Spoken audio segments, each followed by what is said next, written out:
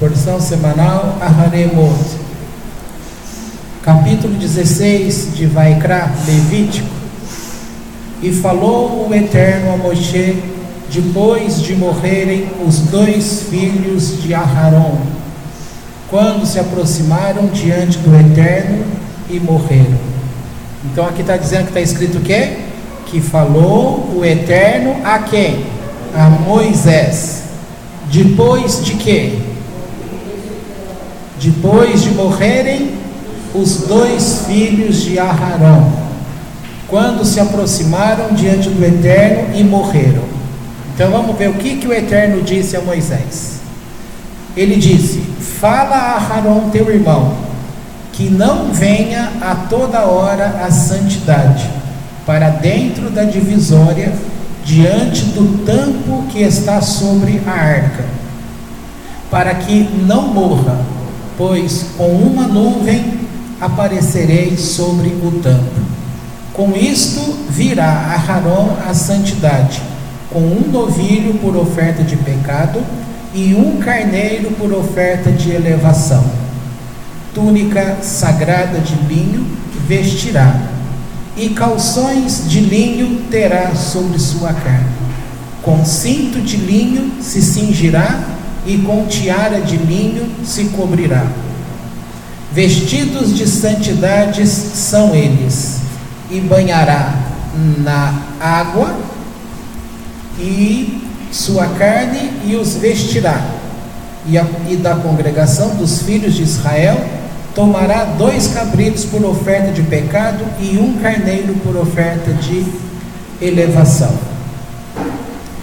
Então veja só, esse capítulo 16, ele vai descrever como era o serviço diante do Eterno no Yom Kippur. Quando chegar passagem de ano judaica, sempre vai cair entre setembro e outubro, sempre. Às vezes no comecinho de setembro, às vezes no comecinho de outubro, às vezes no meio do mês para final de setembro, de acordo com o ano, tá? Dali 10 dias vai acontecer o que? No dia 10 de Tishrei vai acontecer Yom Kippur, Dia Nacional de Perdão. Esse capítulo 16, ele vai descrever como é o trabalho no Yom Kippur. Aqui vai descrever as 2 ofertas, a oferta para Azazel e a oferta para o Eterno, tá bom? Todo ano, a gente sempre fala, nessa época, a gente fala sobre o Yom Kippur. Hoje eu vou mudar, hoje eu vou falar uma outra coisa. E eu quero centrar justamente nesse começo. Por isso que eu pedi para vocês repetirem. Que o Eterno falou a Moisés, porque até então, quem estava como intermediário direto era Moisés. Mas a partir do momento que Moisés dá posse de sumo sacerdócio ao irmão dele, Aharon, então a partir daquele ponto, já é Aharon que fica como intermediário entre Deus e o povo, tá?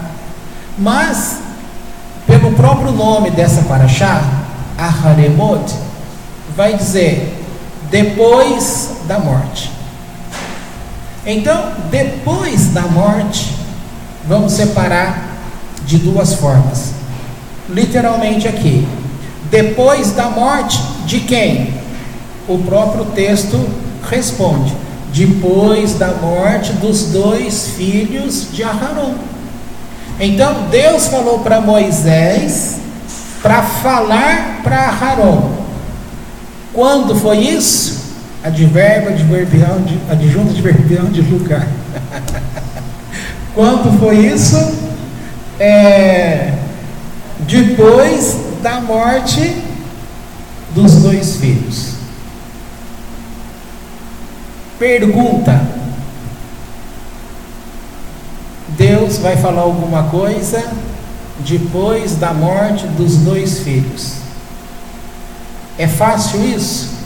Então significa Qual é o comportamento deste homem?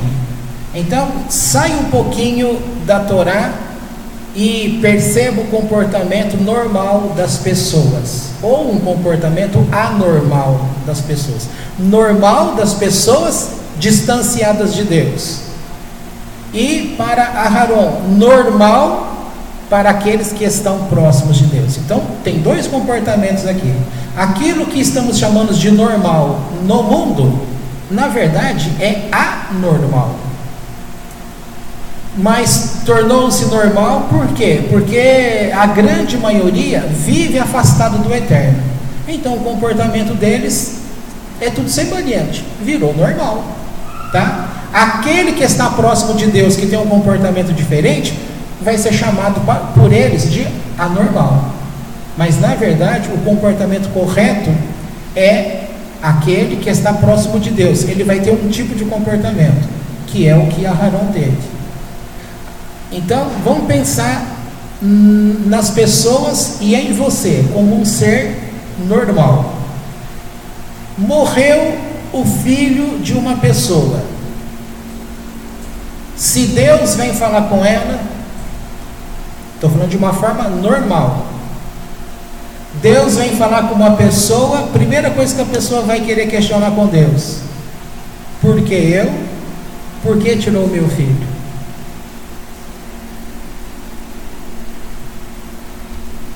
Não é verdade? Qualquer pessoa. E não tem aquela, mas o meu filho já era velho. Para a mãe, o filho nunca está velho.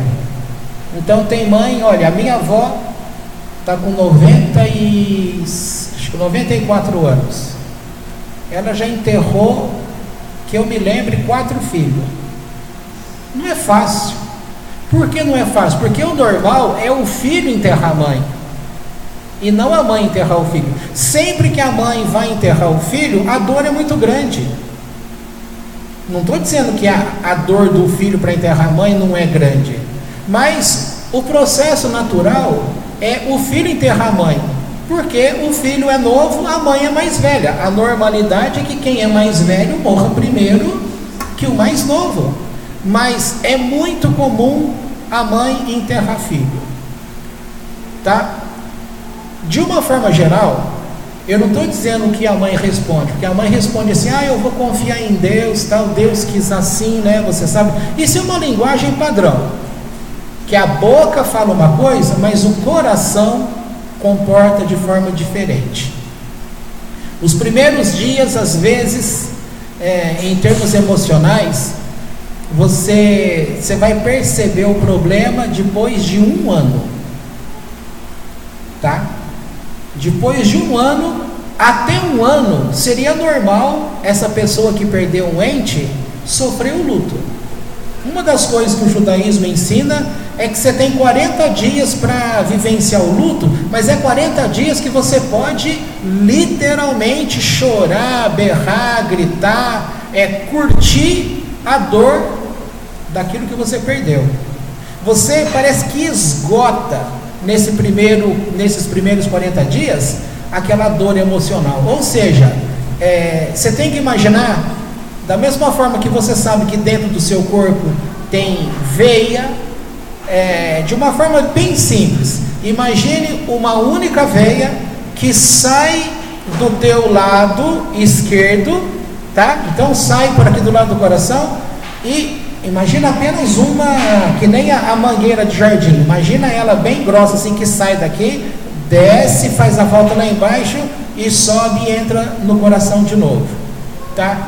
Então esse fluxo, ele não deve ser interrompido, tá? A mesma coisa é um fluxo de energia psíquica, ele também não deve ser interrompido. Isso aqui faz a pessoa ficar sempre estável. Quando ocorre uma interrupção, vira o trauma, entendeu? Vira a doença psíquica, aí são diversas coisas. Falando de uma forma bem simples, então o que acontece? Nos 40 dias, quando uma pessoa perdeu um filho, se ela se ela vive esse luto, chora, grita, se lamenta, lembra, entendeu? O que ela está fazendo? Que esse fluxo da energia fique girando no corpo sem interrupção. Ela vai ficar doente? Não. Agora pense no normal. Muitas pessoas dão escândalo só ali no cemitério, e muitas nem dão escândalo, mas ela fica toda entupida por dentro, não expressa o sentimento. Aí você tem que levar em conta que, dependendo de quem morreu, a pessoa fica com culpa, a pessoa começa a vir à tona nos pensamentos dela o quanto ela foi ruim para essa pessoa que morreu, só que agora já foi. Entendeu? Tudo isso vai entupindo o exemplo que eu estou dando, que sai de um lado e vem para o outro. Entupiu, não tem como passar energia, ela vai ficando acumulada, vai criando aquela bolsa, igual quando a gente brincava, né? Quando chovia, a gente fazia aquela barreira de terra, a água vem, e o prazer nosso de criança era ver aquilo enchendo, até que começava a transbordar pelo lado. É isso. Criou uma barreira no ser espiritual. Isso dentro de um período de tempo que vai dar em torno de 1 ano para frente, o comportamento da pessoa mudou. O comportamento pode mudar por outros motivos também, tá? Motivos espirituais, por presença de Shed ou por presença de Ruhot, que é um espírito, tá? Eu quero falar apenas do sentimento emocional, só desse. Aharon, ele está próximo de começar um exercício de alto grau na presença de Deus. E os 4 filhos que ele possuía seriam, e eram na verdade, 4 pessoas extremamente, no sentido especial, grandes homens conhecedores de Torá. Tanto é que Moisés recebia a palavra de Deus, de uma informação, de um mandamento, aí ele chamava Aharon e comentava com Aharon. Aí ele mandava chamar os filhos de Aharon e comentava. Então veja, Aharon já ia ouvir pela segunda vez e comentava com os filhos. Aí ele mandava chamar os anciãos. Quando eles chegavam, explicava de novo a mesma coisa, tá? E depois iam falar para o povo. Ou seja, cada um no mínimo ouvia 3 vezes a explicação. Quem era o primeiro que ouvia? Aharon. Quem era a segunda turma que ouvia? Os filhos de Aharon. Então eles eram pessoas que estavam bem próximas. Depois de Moisés e Aharon, quem conhecia bastante Torá? Os filhos de Aharon. Entendido isso? De repente, antes de começar o serviço, o grande momento que Deus estaria reservando para o povo, morre os 2 filhos de Aharon. 50% acabou. Há uma linguagem popular que fala que quando morre um filho, um pedaço da mãe ou do pai também morre. Linguagem popular, não vamos discutir se isso é verdade, se não é verdade. Vamos pegar só como ideia, tá? Por que uma palavra dessa?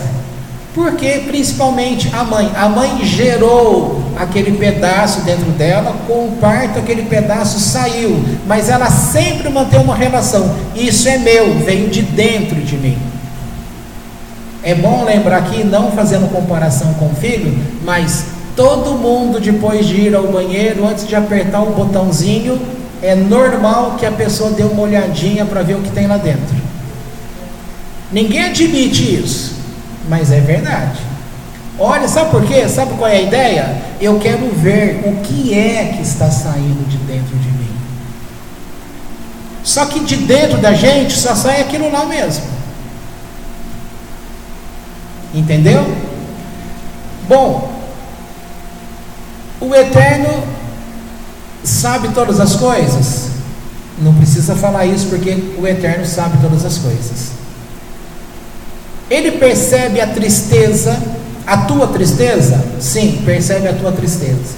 Percebia a tristeza de Aharon? Sim, percebia a tristeza de Aharon. Será que ele tentou falar com Aharon? Provavelmente tentou falar com Aharon. Aharon ouviu?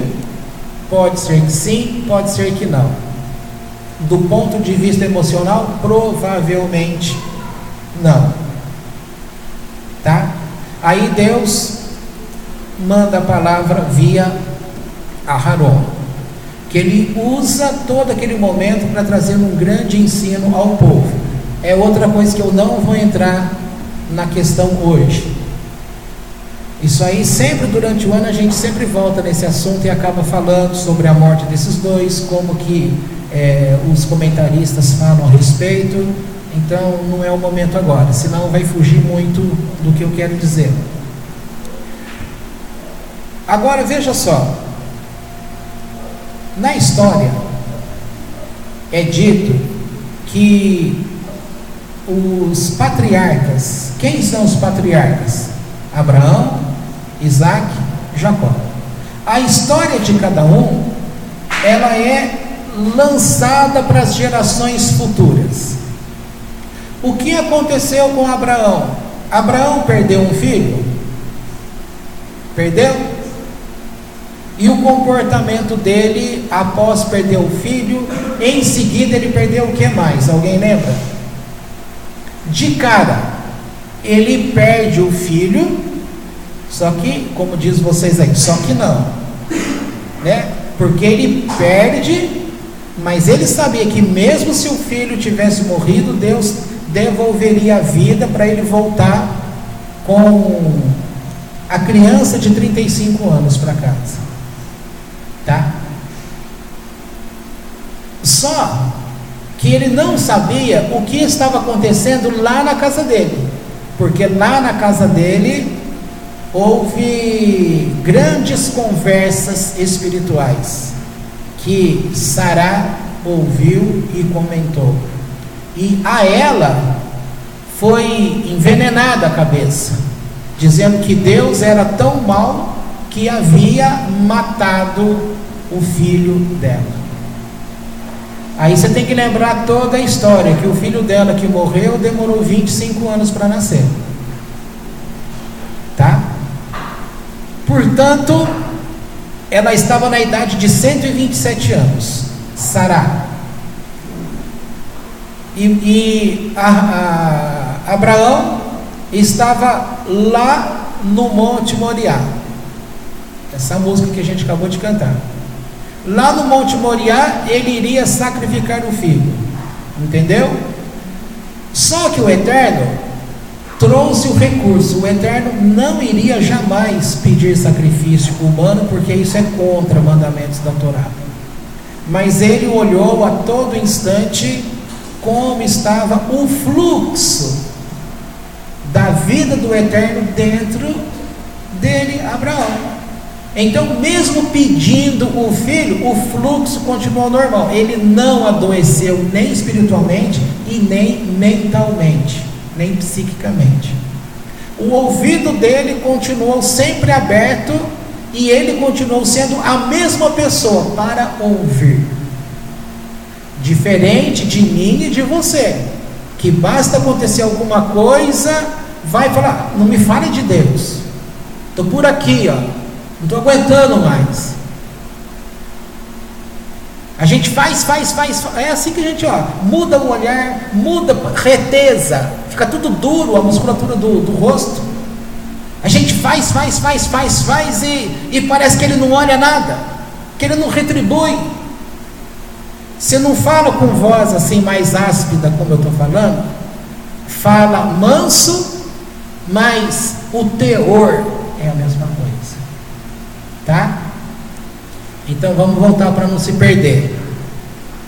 Essa história de um patriarca foi passando para gerações e para gerações. chegou em Aharon. Imagina, chega a notícia: Aharon, meu irmão, você não sabe o que aconteceu. Os teus 2 filhos estão mortos. Como é que os 2 filhos estavam mortos? Queimados. Quando fala queimado, você pensa: nossa, não tem mais nada, não tem nem como fazer o velório, o enterro, virou cinza. Só que não, de novo. O fogo de Deus queimou de dentro, não foi por fora. O corpo da pessoa estava perfeitamente do jeitinho que a pessoa se vê no espelho. Esse fogo que fulminou foi por dentro da pessoa, tá? O que acontece quando uma pessoa peca? O estrago é por dentro, a pessoa não percebe. É por isso que todos nós ficamos no, entre aspas, comportamento sem vergonha. Sem vergonha, nada a ver com prostituição, tá? Sem vergonha não é sem vergonhice. Sem vergonha que eu estou falando é sem ter vergonha na cara. É a gente cometer o ato, seja roubo, seja engano, seja falar mal, seja essas coisas. E a vida que segue. Quem olha para você não vai perceber nada, e você se olhando no espelho também não vai perceber nada. Então, se você cantava, continua cantando. Se você lê a tua Torá, você continua lendo. Para você, vida que segue normal, não aconteceu nada. Só que um pedacinho lá dentro de você já foi apagado. Isso faz com que, você já viu quando quem tem cachorro ou teve cachorro, o cachorro faz uma arte, aí você dá uma bronca nele, né? Aí ele para, ele abaixa a cabeça e ele se encolhe todo, né?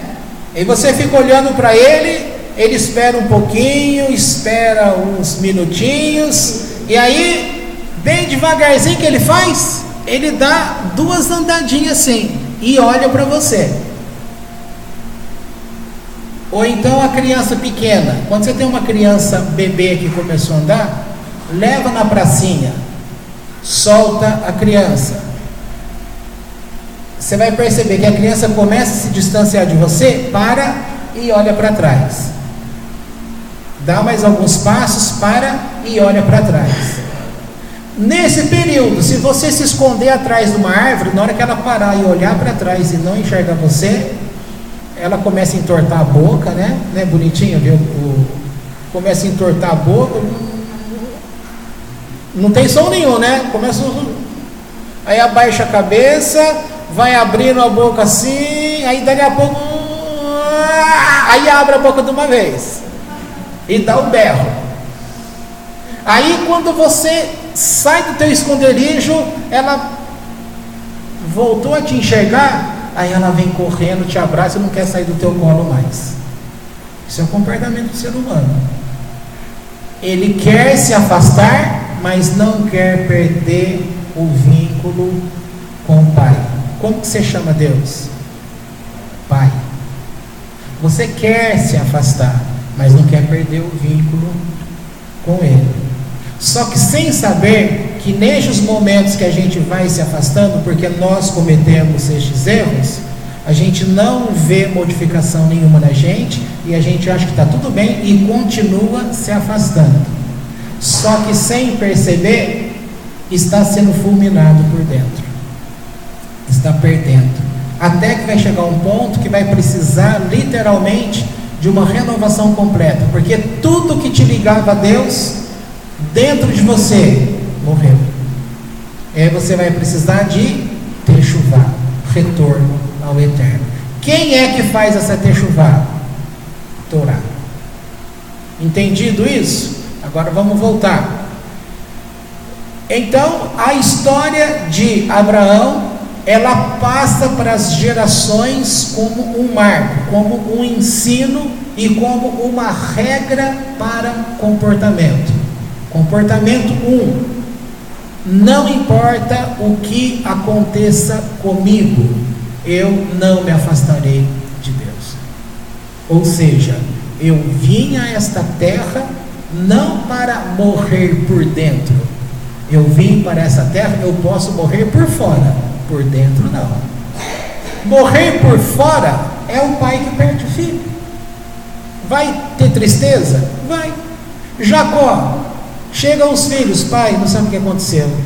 O senhor reconhece essas vestimentas aqui? Cheio de sangue, aquela túnica toda colorida, de quem era aquela túnica?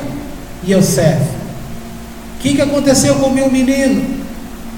Acho que uma besta fera pegou o menino, pai, e agora? A partir daquele momento, ele morreu por fora, mas afetou um pouquinho por dentro também. Então veja só, o normal das pessoas no mundo é morrer por fora e começa a morrer muito por dentro, que se afasta, já não tinha uma ligação com Deus, perde essa ligação mais ainda. Agora vamos pular literalmente aqui para Aharon. Aharon, ele vinha de uma decepção com ele. Será que nenhum de vocês tem uma decepção com cada um de vocês? Se você falar: eu tenho uma decepção, mas não é comigo, vai falar: é com meu pai, é com a minha mãe, é com meu irmão, é com meu amigo, é com fulano, não, estou falando uma decepção com você. Sabe quando você não admite ter feito determinada coisa e aquilo dói? Mas são fatos da vida. Ninguém consegue passar por essa vida sem passar por um sentimento desse, porque a gente pisa na bola. Tem situação que você pisa na bola, naquele exemplo que eu dei, é sem vergonhice. Você não está nem pensando, você simplesmente faz porque acha que não tem consequência nenhuma. Tudo tem consequência. As coisas estão ligadas uma na outra. Gosto muito daquela imagem, quando é dito que tem duas imagens que eu gosto muito. A questão de falar que os nossos erros são escritos num lugar dentro da nossa alma, escrito nos nossos ossos. E quando nós apresentarmos diante de Deus, não vai ter como você negar os teus erros, porque a tua própria Neshama, a tua própria alma é que vai prestar depoimento contra você. Ou seja, você mesmo vai falar contra você, porque registrou. Está dentro de você, num lugar que você não sabe onde é, mas está aí. A outra imagem que eu gosto muito é aquela das paredes. Tudo no universo inteiro está conectado. Então quando a gente olha para um lado, olha para o outro e faz a besteira, a gente acha que ninguém viu. Alguém viu. Aí você olha, mas não tem ninguém aqui. Mas não é ninguém de gente. As paredes têm ouvidos e têm olhos. Por isso aquela brincadeira que a gente diz: se essas paredes tivessem ouvidos. Elas têm ouvidos, elas se comunicam. Então é dito que cada parede é conectada com outra parede, que é conectada com outra parede, que é conectada com outra parede, e isso vai chegar até os céus. A informação chega a Deus. Você faz, a informação chega. Portanto, não tem como ficar escondido. Entendeu? Pois bem, eu ia falar Abraão ficou lá atrás. O Arão, há pouco tempo, o que ele tinha feito? Ajudado na confecção do bezerro de ouro. E aquilo para ele era algo que ele ainda não estava se perdoando. Será que ele não pensou assim: meus filhos morreram porque eu fiz o bezerro de ouro? Isso se chama, na linha da psicologia, causa e efeito. Sempre que você faz alguma coisa, uma outra coisa ruim que acontece em seguida, você faz uma ligação entre causa e efeito. Ah, isso aconteceu de ruim porque eu fiz tal coisa. Existe causa e efeito? Existe. Mas nem tudo que aconteceu é por causa daquilo que você acha. Aconteceu sempre por um motivo, mas não necessariamente você esteja certo em declarar que foi por determinado motivo. Se você ficar conectado a cada ação desse jeito, você não vive, você vai ficar louco. O que o Eterno queria? Recuperar Arão. Deus precisou recuperar Abraão? O que vocês acham? Sim ou não? Pode chutar. Deus precisou recuperar? Quando Abraão volta para casa, alegre porque ele está levando o filho de volta, e diz a Torá que Sará era muito ligada ao filho. Quando chega em casa, ele encontrou a mulher. O que tinha acontecido com ela? Tinha morrido.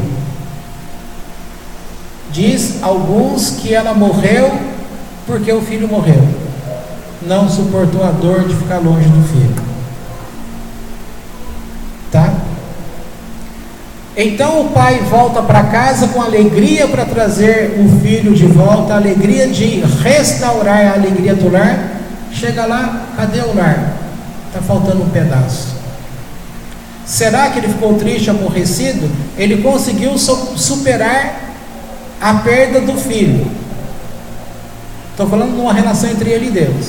Agora ele chega e tem um outro baque. Será que ele superou a morte da mulher?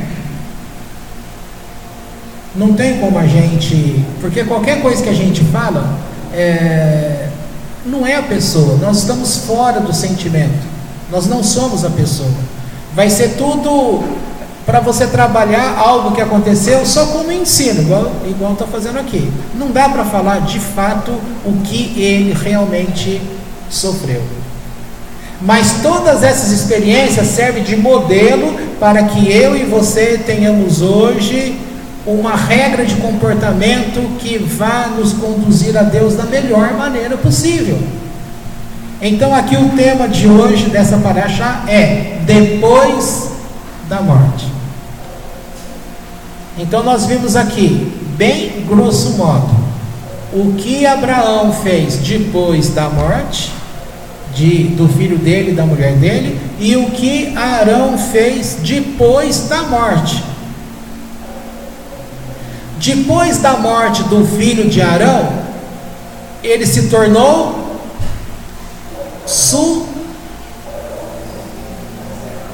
o quê? Sumo sacerdote. O grau mais alto que uma pessoa aqui na terra poderia ter. Então, vamos repetir? Arão, o irmão de Moisés, depois de perder os 2 filhos dele, se tornou sumo sacerdote, ou Kohen Gadol. Significa que, por mais que ele tenha sofrido a dor, o sofrimento da dor nesta terra não o impediu de atingir o grau máximo que ele, enquanto homem, poderia alcançar. Tá certo? Correto. Ó, tá certo. Abraão perdeu o filho e não perdeu o filho, ganha o filho de volta. Chega em casa, perdeu a mulher. Sequência que vem para frente. Esse filho Isaac já tinha, quando ele casa, ele tem 2 filhos, que são Esaú e Jacó.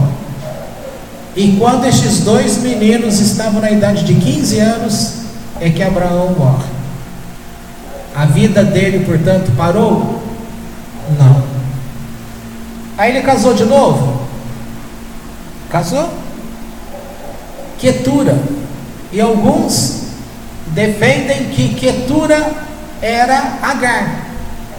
Sempre foi Agar. Alguns dizem isso. Outros acham que não. Mas a verdade é que ele seguiu a vida. Pensa assim. O que eu estou querendo dizer é assim. Um pedaço dele sofreu um grande abalo. Morreu. Isso paralisou a vida dele? Não. Não paralisou, como foi permitido que ele suprisse aquela falta. Tá bom? A frase que o mundo coloca aí fora para você esquecer um grande amor, nada melhor que um outro amor. Errado. Isso é errado. Mas Abraão não pegou um grande amor para esquecer um amor? De jeito nenhum. Não foi isso que ele fez. Principalmente se pensar que Quetura fosse Agar já tinha tido um relacionamento com ele, era apaixonada por ele e teve um filho com ele, Ismael, que tem 13 anos de diferença entre Ismael e Isaac. Tá? Mas não é por aí que eu quero caminhar.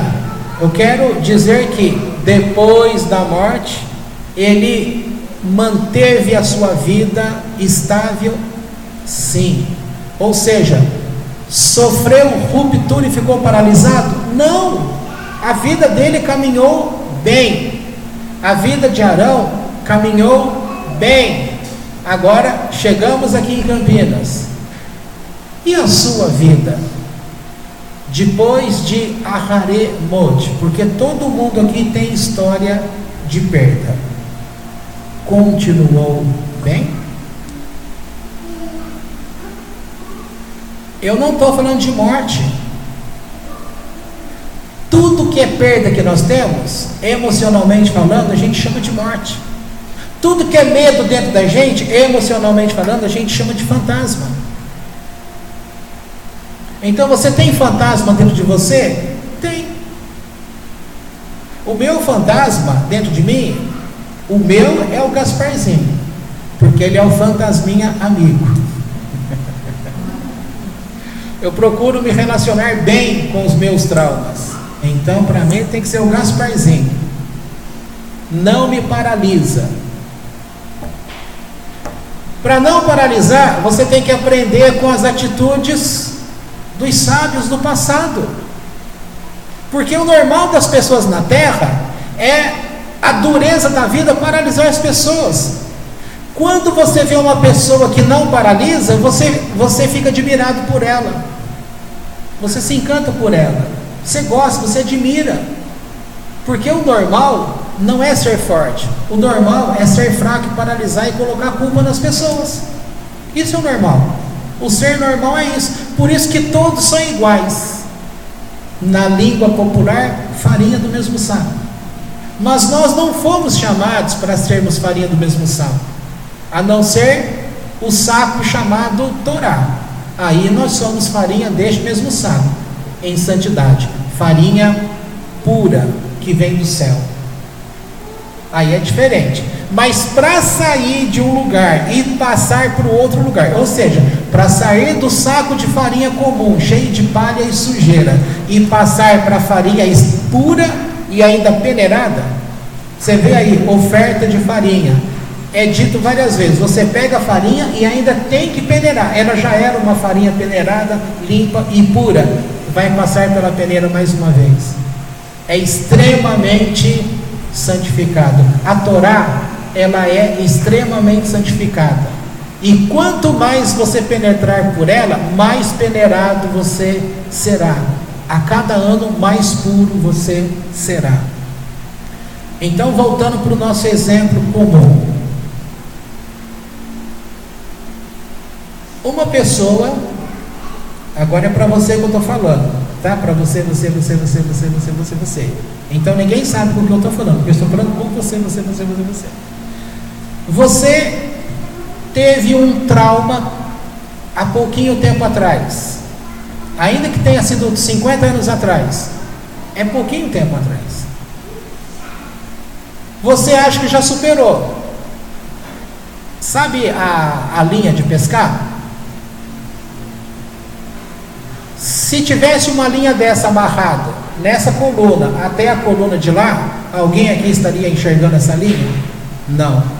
Ela praticamente no ar ela some, ninguém enxerga.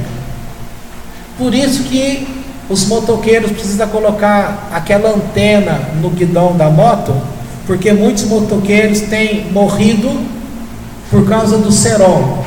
A pessoa faz o papagaio, o maranhão e passa o cerol, aí a linha fica grudada em algum lugar. Na hora que o motoqueiro passa, quando pega no pescoço, corta a jugular, a pessoa morre. Jugular dessa veia que tem aqui. Não é a veia, não. É a veia. A pessoa morre. Então, você está conectado com uma falta de superação. A gente tem a péssima mania em acreditar, deixa isso para lá, daqui a pouco passa. Se não tratar, não passa. Se não permitir que aquele caso gira, a energia psíquica tem que funcionar, tem que rodar. Se você não mexer nela, deixar ele parado, ela vai formar aquela bolha. Vai aparecer doença no teu corpo, vai aparecer sintomas emocionais do teu corpo.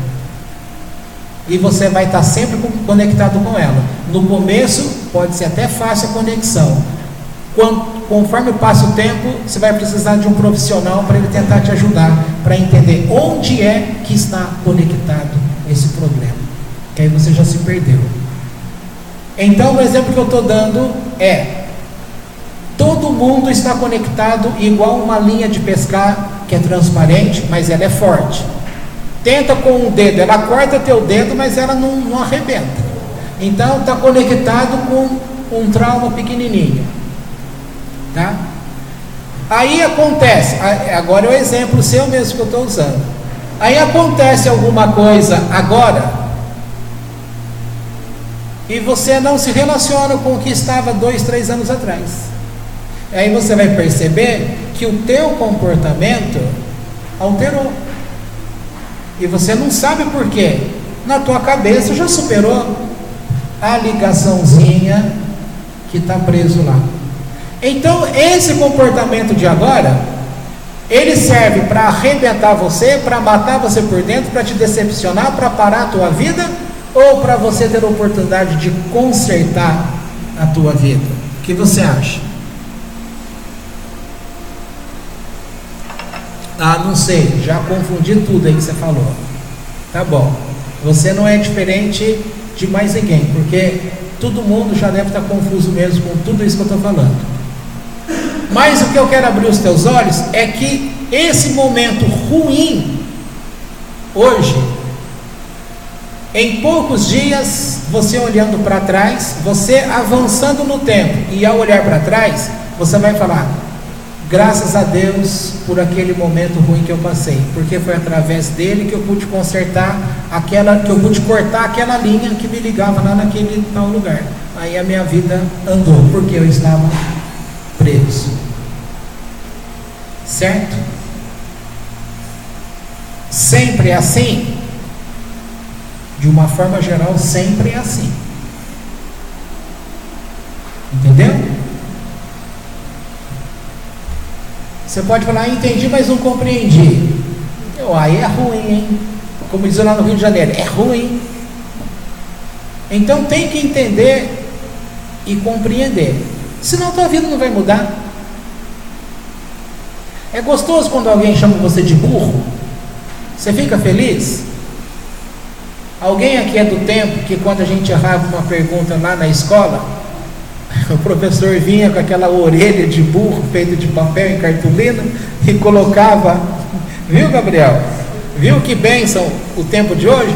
A gente, quando era criança, olha aí, o Nequinho pode confirmar, a Isa, a Neuza. Como não? Então você estudou numa escola muito ruim. Que a escola boa é aquela que colocava orelha de burro. Fazia com a cartolina aquela orelha do burro e ficava aquela coroa. O aluno fazia alguma coisa, não acertava lá, aí a classe toda chamava a gente de burro e o professor vinha e colocava a orelha, aquela coroa de burro com a orelha. Gente, é engraçado falar hoje, mas para quem recebeu aquela orelha de burro não era fácil. E quando a gente fazia bagunça na sala de aula, o professor colocava a gente de castigo sentado em cima do lixo atrás da porta. Pegaram isso também? Gostoso isso? Sem perceber, o lugar da educação estava nos ferindo, porque muitas pessoas passaram por isso e não teve problema, mas um monte de gente tornou-se pessoas inseguras, com medo.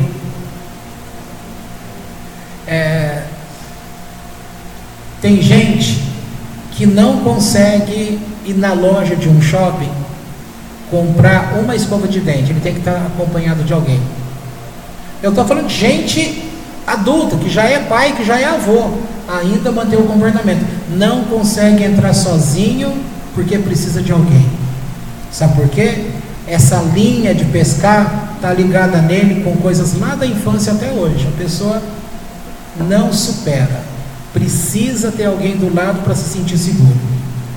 Muitas pessoas são sócios no negócio, sabe que o sócio rouba, mas ele continua com o sócio porque ele precisa, ele tem dependência do sócio. O sócio já percebeu isso, usa e abusa.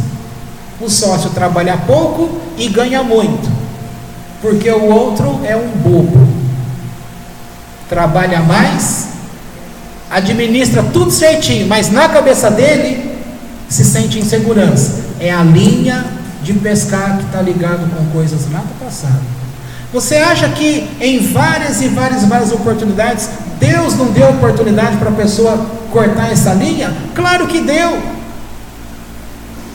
mas nós não temos um bom proveito em cortar linha.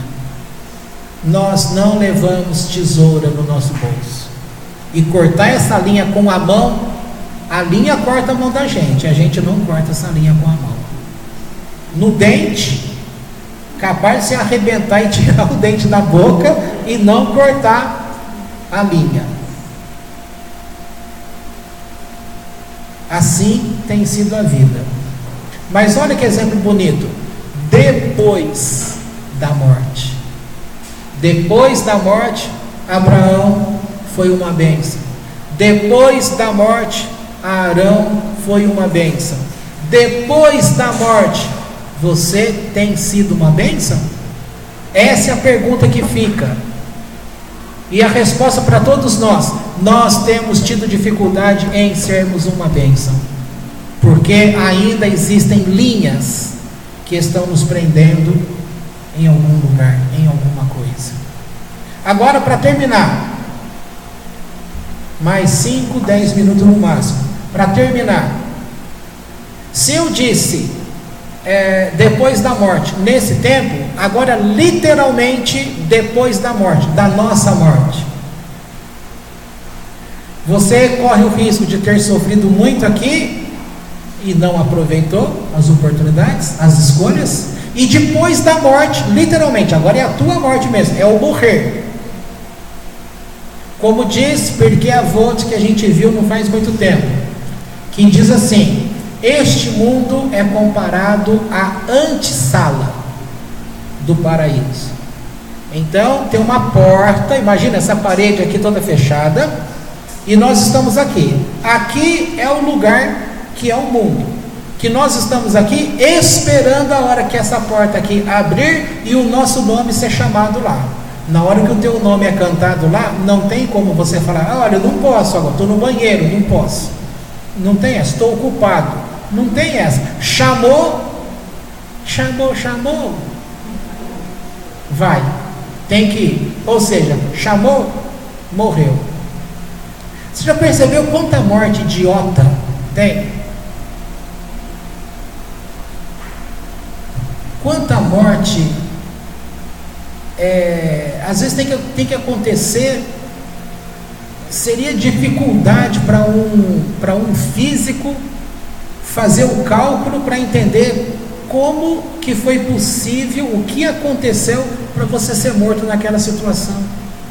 Às vezes você está com um carro na pista, está tudo normal na tua pista, mas de repente vem um caminhão de lá ou um carro do outro lado, ele tem que perder a direção. Olha quanto tempo, hein? A física vai ter que fazer o cálculo. Olha quanto tempo, acontece uma falha lá, ele tem que atravessar o canteiro, todos os carros que estão na tua frente tem que conseguir avançar e desviar daquele carro, para que aquele carro pegue justamente no lugar que a pessoa ali estava, para que ela tivesse que morrer. Então tem morte. Não tem muito tempo, aconteceu aí na Bandeirantes. Quem conhece a Bandeirantes, a pessoa está vindo de São Paulo para Campinas, é um caso real.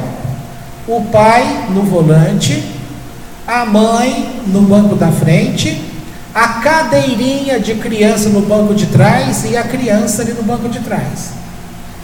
Tá? Estão vindo, aparentemente não aconteceu nada de nada. Quando o pai olha pelo retrovisor, o filho estava assim, e sangue no corpo. Estava morto. Sabe como que morreu? Estava tendo um assalto do outro lado da Bandeirantes. O bandido atirou lá, aquela bala atravessou a pista para chegar na outra pista. Na hora que aquele carro estava passando, ela tem que fazer todo aquele percurso, furar o vidro e acertar a criança naquele ponto. Essa criança tinha que morrer naquele dia? Tinha. O nome dela foi cantado. Abriu a porta, fulano de tal, se apresenta. Estou aqui em viagem, não posso, vou chegar atrasado. Não seja por isso, bala, vai lá, atravessa a pista e pega essa criança. Pronto.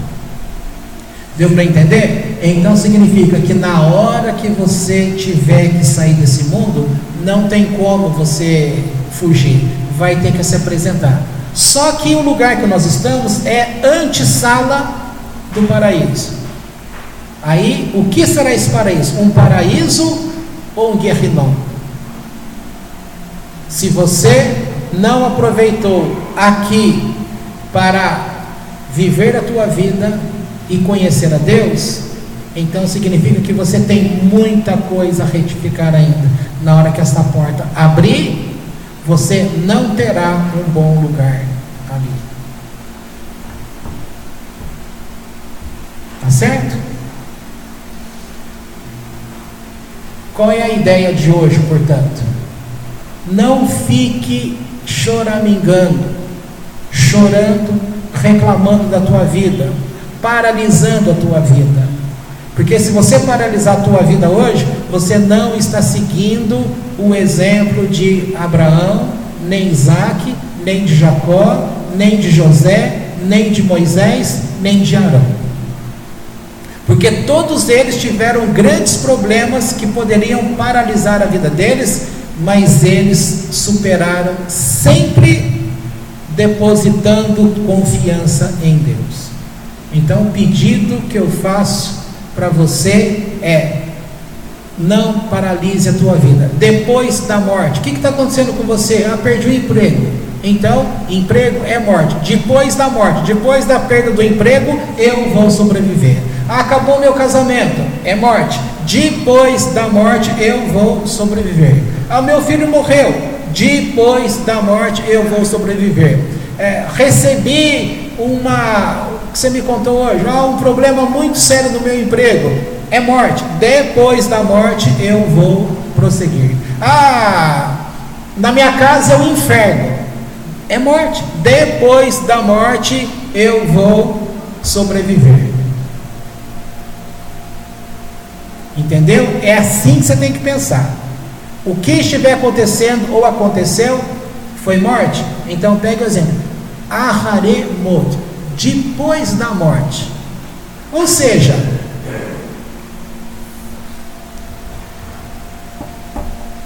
Se há um pé de couve na plantação do mineiro,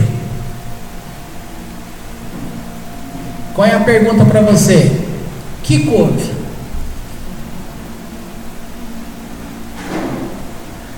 Que morte? Que couve? O que está acontecendo com você? Você acha que vai parar aqui?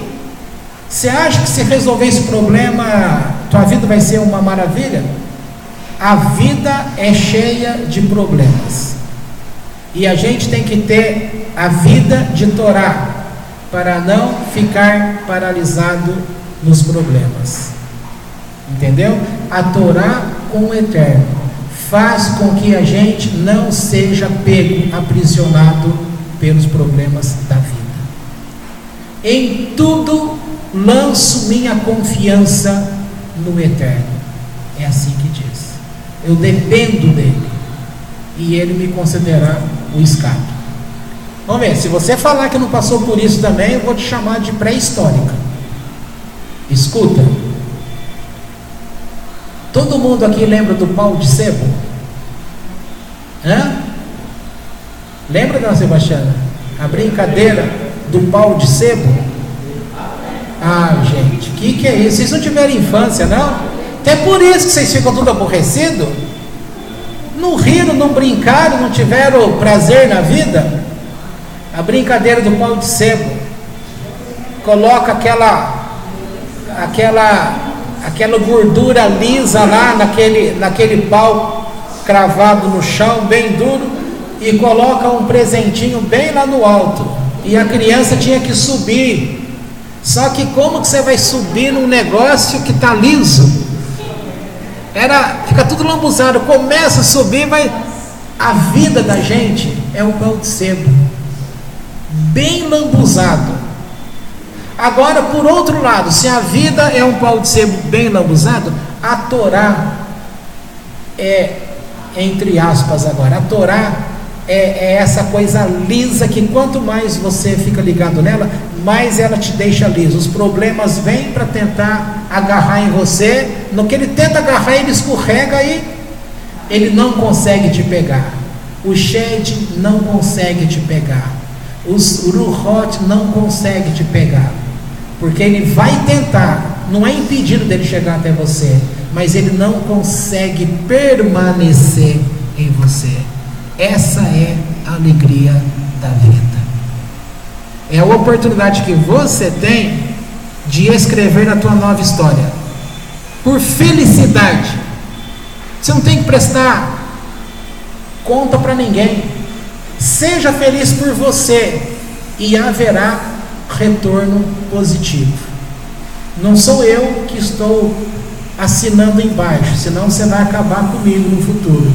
Mas é a Torá que te dá isso. Para terminar, a Torá, como nós vimos no Pirkei Avot, está escrito assim: aquele que estuda a Torá, ganha a Torá na pobreza, ele termina os dias dele de Torá em riqueza. Mas aquele que inicia seus estudos de Torá na riqueza, ele termina os seus dias de Torá na pobreza.